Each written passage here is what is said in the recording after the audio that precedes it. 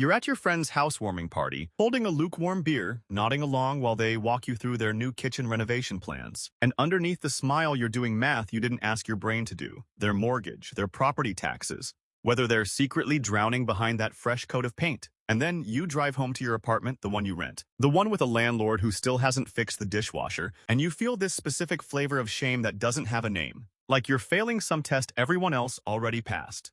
Here's what almost nobody is telling you.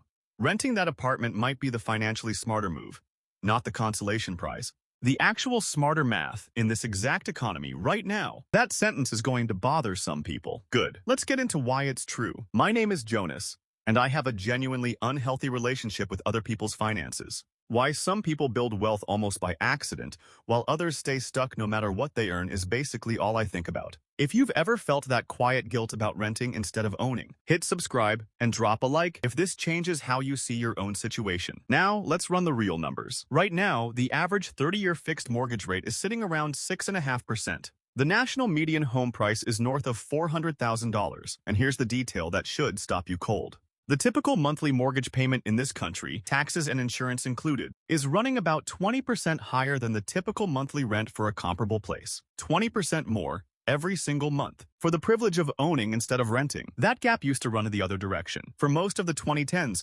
owning was often the cheaper monthly option almost everywhere. The script flipped, and almost nobody updated the advice they're still repeating to you at every Thanksgiving dinner. Here's why. Back in 2020 and 2021, mortgage rates fell to under 3%.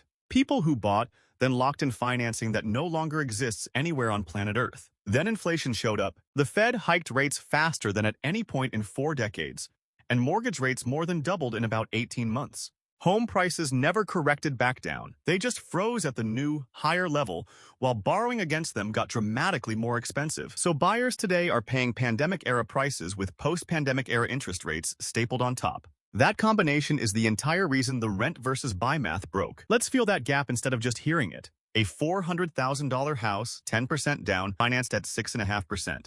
Principal and interest alone lands around $2,200 a month. Add taxes, insurance, and a basic maintenance reserve. And you're realistically near $3,000 a month before anything even breaks. Meanwhile, national median rent for a comparable place is sitting closer to $1,500. In a meaningful number of markets, you're paying $800 to $1,000 extra every month purely for the label of owning, before a dollar of it builds you any wealth. Now, I'm not telling you renting is morally superior or that owning a home is a scam. The decision needs a real-time horizon attached to it, because the math changes completely depending on how long you stay. There's a number called the price-to-rent ratio. Take a home's price, divide it by a year of comparable rent. Below 15, buying tends to win. Past 20, renting tends to win. A lot of major metro areas are sitting in the high teens to low 20s right now. Coastal cities are often pushing past 30. There's also a break-even point, the number of years you'd need to stay before owning actually pulls ahead once you factor in closing costs, selling costs, and the opportunity cost of that down payment. In today's environment,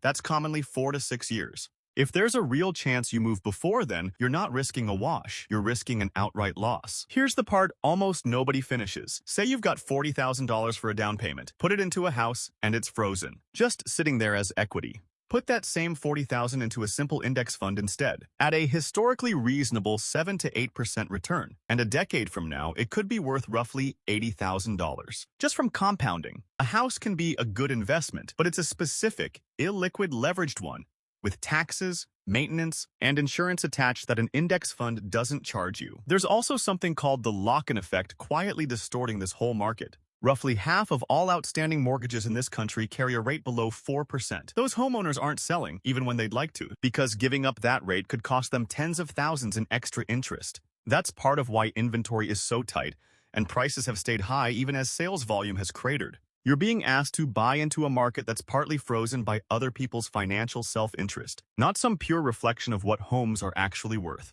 So why does almost nobody walk you through this? Follow the incentives.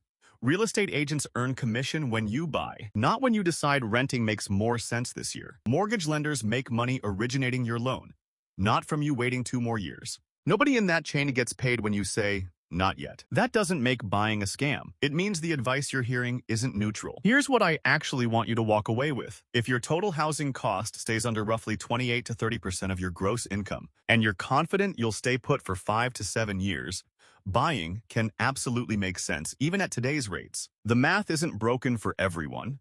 It's broken for people stretching past their real budget, or buying without real conviction about staying. But if you're renting right now and feeling that quiet cultural pressure, that sense that you're somehow behind, sit with the math instead of the feeling. In a lot of markets today, renting and investing the difference isn't a failure to launch. It's frequently the better performing financial decision, at least until the math shifts back the other way, which it eventually will. The house isn't going anywhere. Run your own numbers, not the ones your agent hands you, not the ones your parents used in a completely different rate environment. Yours. If the math says rent and invest, that's not you falling behind. That's you being the only person in the room who actually did the homework.